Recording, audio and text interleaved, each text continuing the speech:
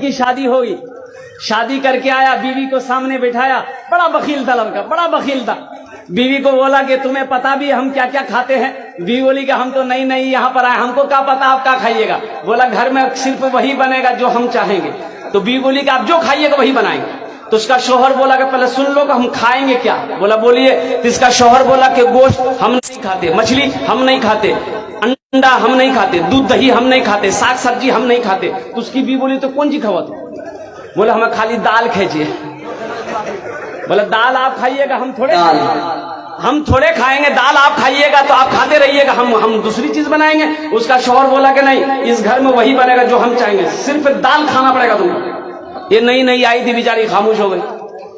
3 महीना हो गया, सुबह दाल, दोपहर दाल, रात दाल। अच्छी पीती खाती घराने की लड़की थी, 7 भाइयों की अकेलौती बहन थी।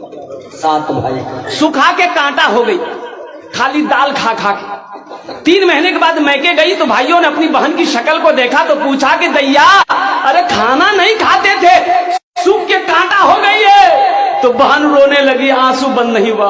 बोला भैया कौन वकील के साथ हमारा ब्याह करा दो, जो तो खाली दाल खिलावे जमरा।